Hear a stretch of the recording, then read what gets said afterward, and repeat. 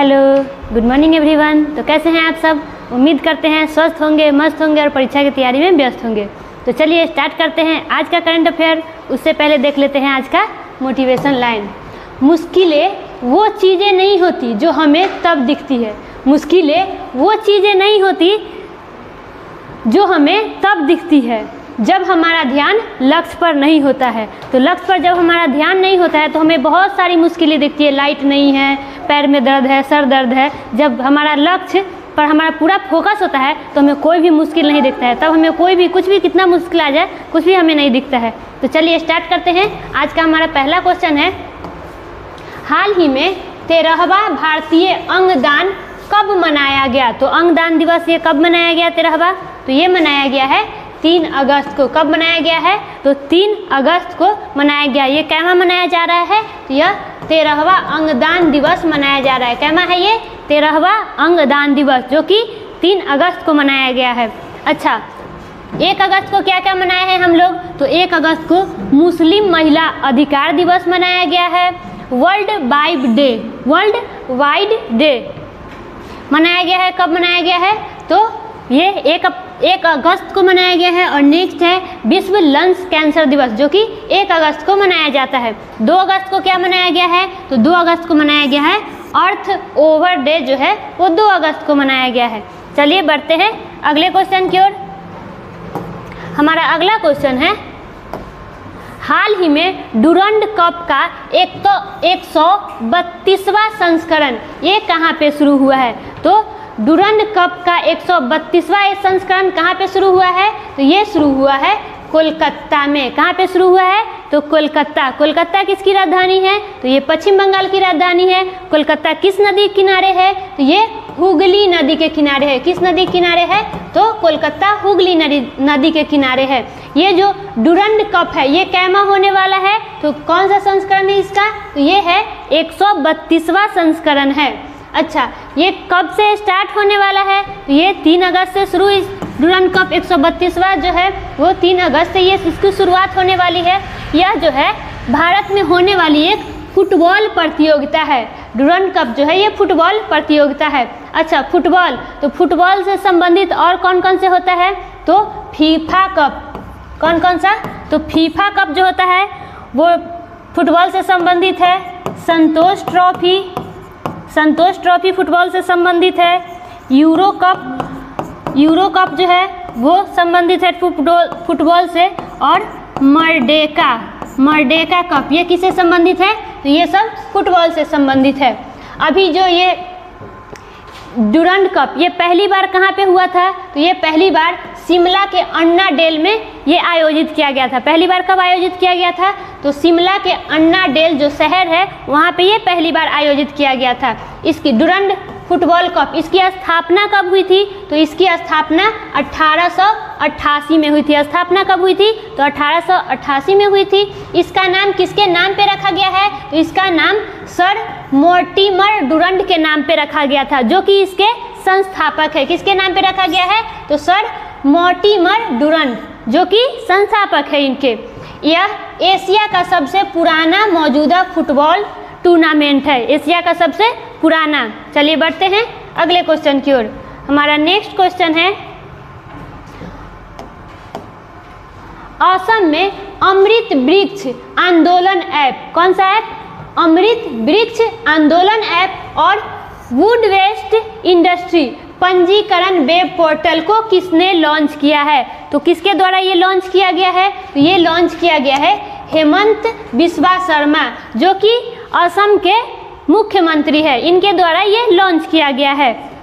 असम की राजधानी क्या हो गई? तो असम की राजधानी हो गई दिसपुर। और मुख्यमंत्री हेमंत बिस्वा शर्मा है। और राज्यपाल की बात करें तो गुलाब चंद कटारिया जो है राज्यपाल है। अभी हाल ही में गजकोथा अभियान ये कहाँ पे चलाया गया था? तो ये जो है असम में चलाया गया था। अभी असम सरकार ने 12th पास, जो अच्छे अंकों से मेधावी छात्र होंगे वो 12th पास करेंगे तो उन्हें क्या देने की बात कही है? तो उन मेधावी छात्रों को स्कूटर दिया जाएगा। अभी नुमालीगढ़ से जोधपुर में पहली जल के नीचे पहली सुरंग कहाँ पे बनाई जा रही है? तो ये बनाई जा रही है असम में। और एशिया का सबसे बड़ा अंडर वाटर हाइड्रोकार्बन पाइपलाइन ये कहाँ पे स्थापित किया जा रहा है? तो ये असम में स्थापित किया जा रहा है। गज उत्सव कहाँ पे मनाया गया है? तो असम के काजीरंगा नेशनल पार्क में। काजीरंगा नेशनल पार्क जो किस लिए प्रसिद्ध है? एक सींग वाला गेंडा के लिए प्रसिद्ध है। असम का सबसे प्राचीन तेल क्षेत्र जो कहाँ पे है? सबसे प्राचीन तेल क्षेत्र जो है असम के डिगबोई में है। चलिए बढ़ते हैं नेक्स्ट क्वेश्चन की ओर।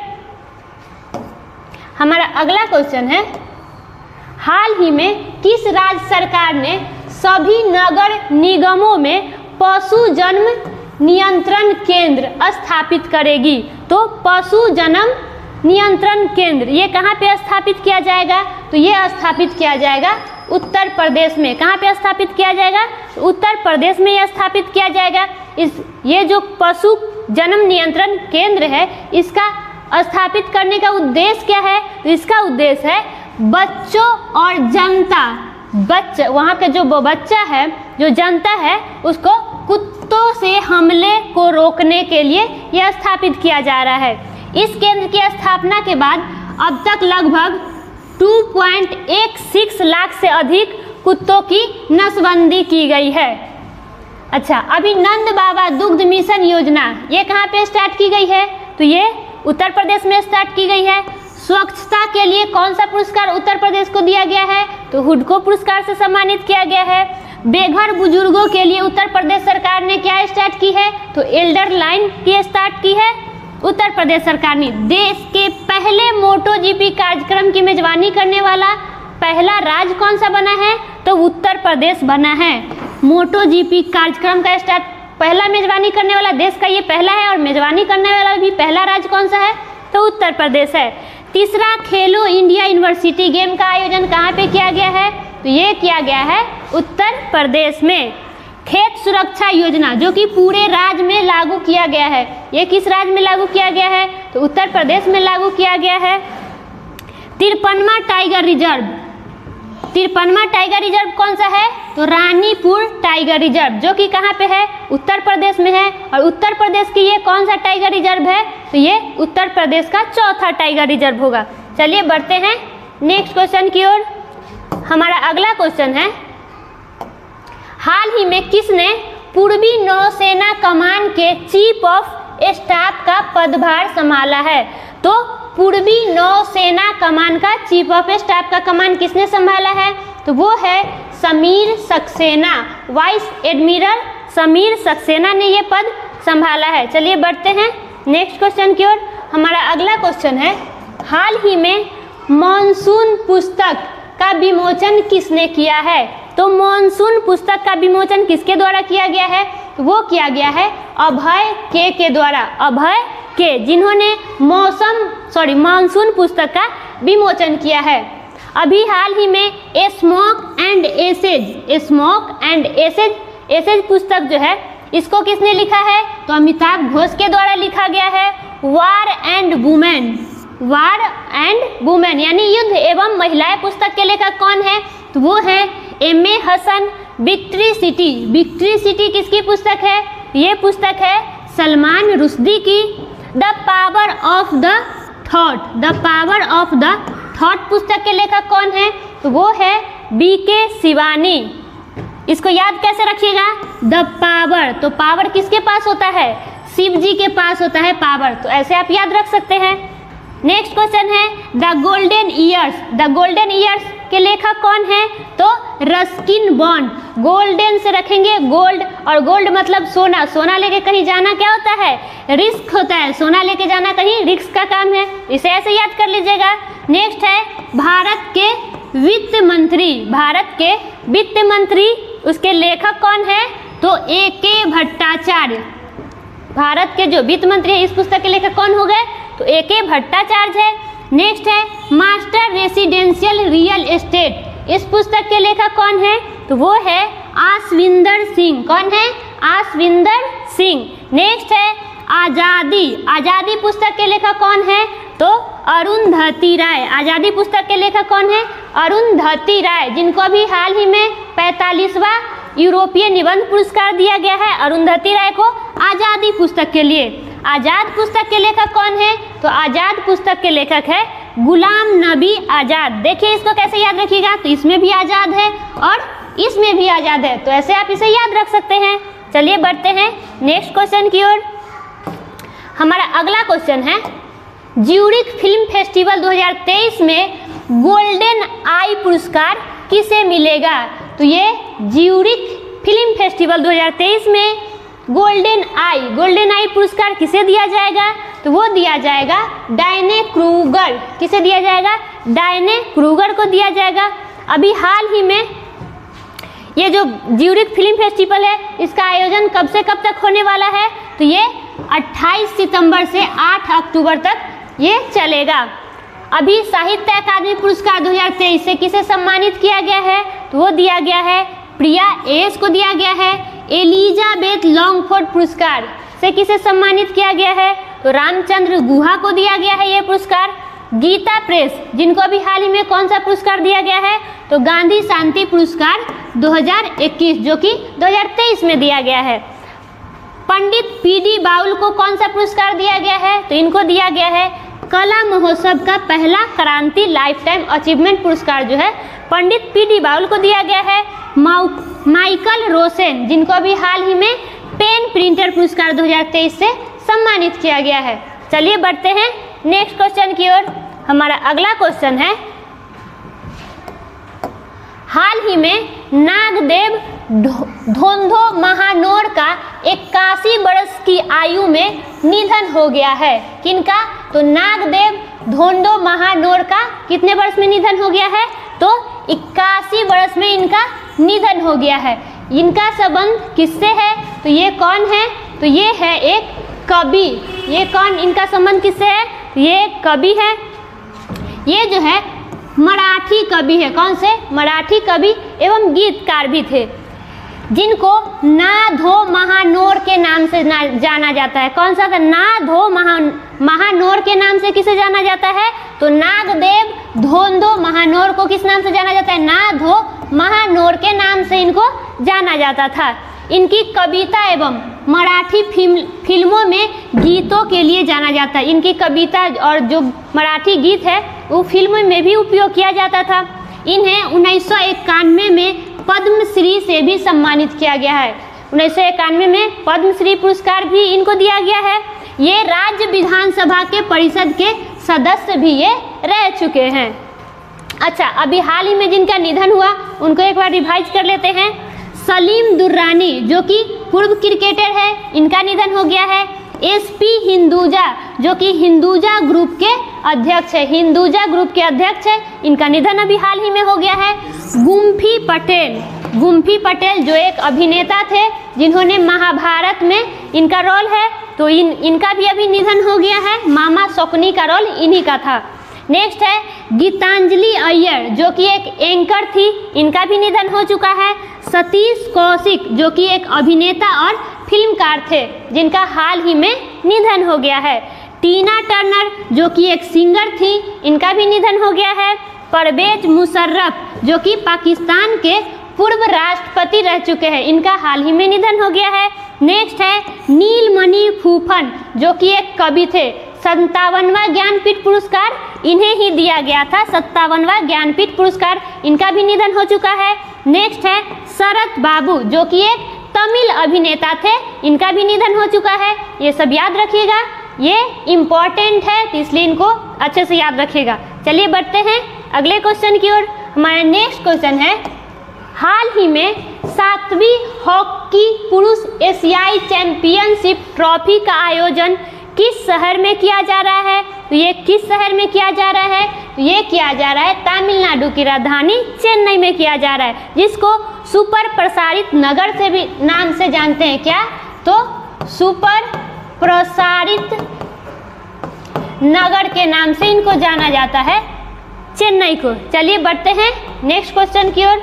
हमारा अगला और आज का लास्ट क्वेश्चन है हाल ही में दुनिया का सबसे बड़ी 16 मेगावाट क्षमता वाली विशाल पवन टरबाइन कहाँ स्थापित की गई है? कितनी मेगावाट? तो 16 मेगावाट क्षमता वाली विशाल पवन टरबाइन कहाँ पे यह स्थापित किया गया है? तो ये स्थापित किया गया है चीन में। कहाँ पे स्थापित किया गया है? तो ये चीन में स्थापित किया गया है। इसका नाम क्या दिया गया है? माई SE 16260, ये इसका नाम दिया गया है। देखिए यहाँ पे 16 मेगावाट है, तो यहाँ पे भी 16 है, तो ऐसे आप याद रख लीजिएगा। चीन की राजधानी क्या हो गई? चीन की राजधानी, तो चीन की राजधानी है बीजिंग। यहाँ की चीन की वाणिज्यिक राजधानी अगर पूछे कि वाणिज्यिक राजधानी क्या है, तो वो है संघाई। अच्छा बताइए, संघाई किस नदी के किनारे है? तो है यांग सिटी, यांग नदी के किनारे। कहाँ पे है? तो यांग सिटी यांग नदी के किनारे है ये।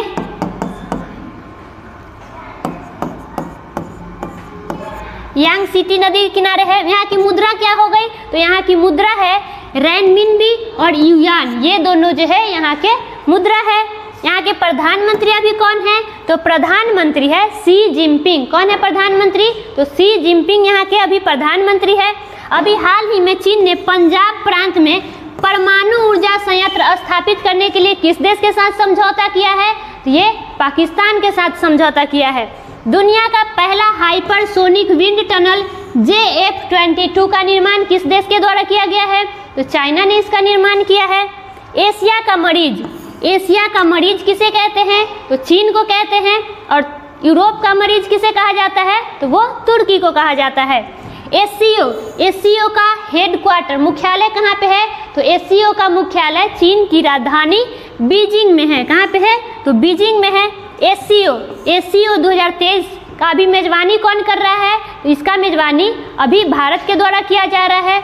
और G20 का मेजबानी कौन कर रहा है? तो उसका मेजबान भी भारत कर रहा है। अभी एससीओ विदेश मंत्री का बैठक कहाँ पे हुआ है? तो एससीओ की विदेश मंत्री का बैठक गोवा में आयोजित किया गया है। कहाँ पे किया गया है? तो गोवा में किया गया है। वही G20 की विदेश मंत्री की बैठक कहाँ पे की गई है? तो G20 की विदेश मंत्रियों की बैठक ये दिल्ली में की गई है। एससीओ की सांस्कृतिक राजधानी क्या है? तो एससीओ की अगर सांस्कृतिक राजधानी पूछे तो वो है वाराणसी, उत्तर प्रदेश में। एशिया की सबसे लंबी नदी कौन है? तो वो है यांगत्से नदी, जो कि चीन में है। तो चलिए बढ़ते हैं अगले क्वेश्चन की ओर। अब कल के क्वेश्चन का हम लोग रिवीजन कर लेते हैं। देखते हैं हमारा कल का पहला क्वेश्चन क्या था। तो कल का हमारा पहला क्वेश्चन था, किस राज्य की सरकार ने जल पर्यटन और साहसिक खेल नीति 2023 को मंजूरी दी है? तो ये किस राज्य सरकार के द्वारा दिया गया है? तो ये उत्तर प्रदेश के द्वारा दिया गया है। नेक्स्ट क्वेश्चन है हमारा, सैन्य नर्स सेवा के अतिरिक्त महानिदेशक के रूप में किसने कार्यभार को संभाला है? तो किसने संभाला है? तो वो है अमिता रानी। इसका आंसर हो गया ए। नेक्स्ट क्वेश्चन है हमारा, भारतीय बहादुरों के सम्मान में प्रधानमंत्री मोदी किस अभियान की घोषणा की है? किस अभियान की घोषणा की है? मेरी माटी मेरा देश। इसका आंसर हो गया सी। नेक्स्ट क्वेश्चन है हमारा, हाल ही में किस राज्य सरकार ने अगस्त 2023 में 100 दिन का काम देने की योजना शुरू की है? तो वो किस राज्य में किया गया है? वो किया गया है पश्चिम बंगाल। इसका आंसर हो गया डी। नेक्स्ट क्वेश्चन है हमारा, कौन सा देश जापान और दक्षिण कोरिया के साथ पहला स्टैंड अलोन त्रिपक्षीय शिखर सम्मेलन आयोजित किया है? तो कौन किया है? इसका आंसर हो गया बी, अमेरिका किया है। नेक्स्ट है हमारा, एशिया की अब तक की सबसे ऊंची समकालीन भूमि कला समूह प्रदर्शनी जिसका शीर्षक सा है, ये किस स्थान पे शुरू किया गया है? ये शुरू किया गया है लद्दाख। इसका आंसर हो गया ए। नेक्स्ट क्वेश्चन है हमारा, हाल ही में किस राज्य सरकार ने सभी सरकारी स्कूलों में वासिपु यबक्रम परियोजना का विस्तार किया है? तो ये कहाँ किया गया है? तमिलनाडु में। इसका आंसर हो गया बी। नेक्स्ट क्वेश्चन है हमारा, कैलाश मानसरोवर यात्रा ए स्पेल वाइडिंग पिलग्रिमजम पुस्तक के किसने लॉन्च किया है? ये किसके द्वारा लॉन्च किया गया है? तो ये किया गया है स्मिता सावंत। इसका आंसर हो गया सी। नेक्स्ट क्वेश्चन है हमारा, हाल ही में किस राज्य सरकार ने प्राण वायु देवता पेंशन योजना की शुरुआत की है? तो ये किस राज्य में किया गया है? तो हरियाणा में किया गया है। इसका आंसर हो गया ए। नेक्स्ट और आज का लास्ट क्वेश्चन है हमारा रिवीजन का, हाल ही में किस राज्य के मानकुराद आम को जीआई टैग दिया गया है? तो ये किस राज्य को दिया गया है? ये दिया गया है गोवा को। इसका आंसर हो गया हमारा डी। तो आज के लिए इतना ही, फिर मिलते हैं नेक्स्ट वीडियो में। वीडियो अच्छा लगा तो वीडियो को लाइक कीजिए, चैनल को सब्सक्राइब कीजिए। धन्यवाद।